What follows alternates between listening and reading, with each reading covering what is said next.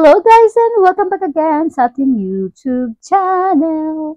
Ayan, to this video, i-share ko sa inyo guys yung aming experience about marrying in Hong Kong.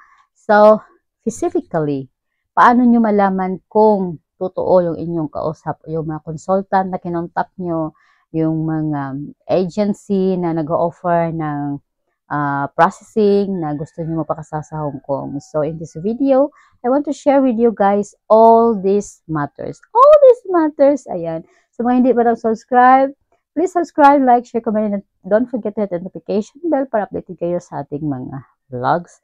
At please comment below if mayroon kayong mga experience. Let's go!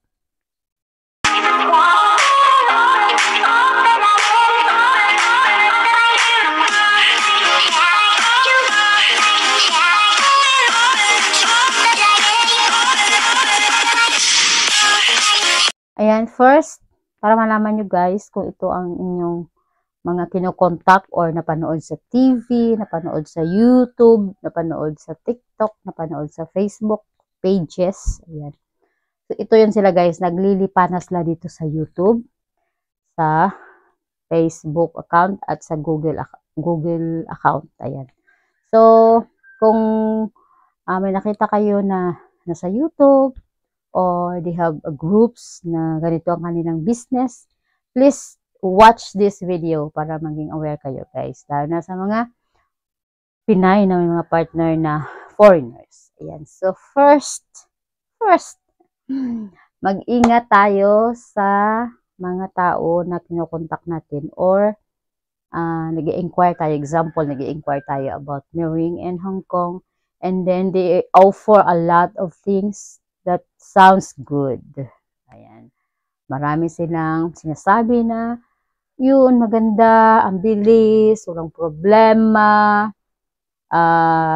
ang babayaran ay maliit lang compare sa iba. Ayan, magtaka na kayo guys. And then, if you just inquiring lang, mag-inquire lang kayo, malalaman nyo na guys, na red flag na yan. Kasi marami silang sasabihin sa inyo na, isang tanong mo lang, ang dami na nilang sinasabi. And then, if you ask when you can pay, they are very quick. So, ang bilis nila magsabi na, okay, you can send now. You can send ASAP. Ayan. So, magtaka na kayo guys, kasi kung legit ka at talagang gusto mo makatulong sa kapwa mo, or in a fair situation lang tayo, hindi ka manghihingi ng bayad kung hindi ka pa nag-start ng process. Ayan. Note this guys. Hindi ka magtatanggap ng money. You cannot accept payment if you don't started the process. Ayan. Kasi, sa nalaman natin or alam natin na hindi naman talagang malaki ang binabayad if gusto magpakasal sa Hong Kong. So, it's only 305 or 300 something Hong Kong dollars. So, we no need to pay very quick. Dahil, kung alam mo yan na ganyan sila kabilis sa pera, it means may mga something sila na ginagawa na hindi nila ginagawa. O hindi nila ginagawa ng maayos yung ating mga process o yung ating mga papers. And then, sasabihin nila na ang bilis lang. You need to pay now because ang bilis lang. Ang bilis lang. Second tips na bantayan nyo guys yung kanilang sinasabi na mabilis. Mabilis. Ayan. And, hindi nila sinisecure, hindi nila sinisecure kung ano yung mga kailangan mo na mga requirements. So, if this agency is aware and they are expert to do this marrying in Hong Kong, or they process a lot of cases, or they cater a lot of couple to marry in Hong Kong, then they know how to handle everything. What's the next process? What's the requirements? So, aware sila.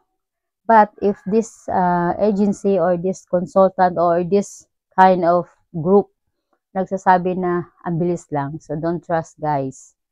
Kasi pag nagbayad na kayo at sabihin na mabilis lang, after you pay, hindi na yan magpaparamdam, hindi lahat, but most. Ayan. So, I think 100 clients, only 1% lang ang nagtatagumpay. Yan. Thumbs down to this agency na nangangako na napako. Ayan. So, ang bilis lang, and then, yeah, the next day, and then the next week, everything will good. But they don't secure all the requirements you need or needed. So, dapat sasabihin nila yan, okay, you prepare this one ahead. You prepare this one just in case because you are annulled. You prepare this one, you prepare this one, you prepare this one. Then you have time to collect these requirements, right? But this agency, if they don't secure you to be proof, yan. Kasi ano kung talaga nagpa-process sila at legit sila, wala sila o hindi sila nang kumukuha lang ng mga bayad, hindi nila natatrabahuhan, so they need to secure their clients that hindi ma-disappoint, di ba? So sa amin or sa akin, sa experience ko, I can tell that this agency is money lang. So kasi after the payment, they don't hindi sila sumagot sa aming mga inquiries. So, nag-iba yung boses ko. Ayan. Yun. So, mag-ingat tayo guys dahil hindi namin naman ginusto na paganito, but God have a perfect plan for us. And now we know why God don't grant this one, don't grant this planning. Yan. Kasi gusto ni God, meron talaga siyang prepare, sabi na better. And this video is awareness sa ating mga Pinay, and yung may mga partners na foreigner. Ayan guys. Wag tayong magbayad. Okay, number 1, recap. Wag tayong magbayad kaagad. Ask, when can you start the process, then you can pay. And second, ask the receipt. Very important. Ask the receipt. And then third, secure the documents. Kung isi-secure ka ba nila na securing your documents, sasabihin ba nila na okay, ito yung kakailangan mo, ito yung kakailangan mo.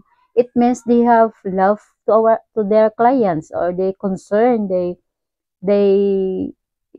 have love to this couple to get married, because marrying is very best, very special occasion to our loved ones, right? That's why we get married. So, yun, 3 tips lang siguro. Kailangan malaman mo na kung love ka nila, dahil tutulungan ka nila, dahil hindi lang na money lang na kukuha sila ng bayad sa'yo. So, kailangan ma-feel natin na concerned sila sa atin. Ayan.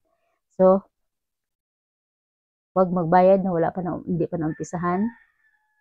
Show a receipt, ask the receipt, and then third, secure all the requirements.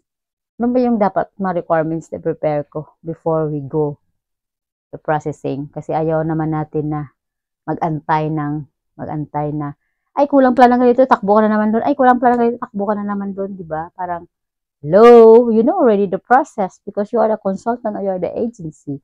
So why you don't know, right? So, is this palpak?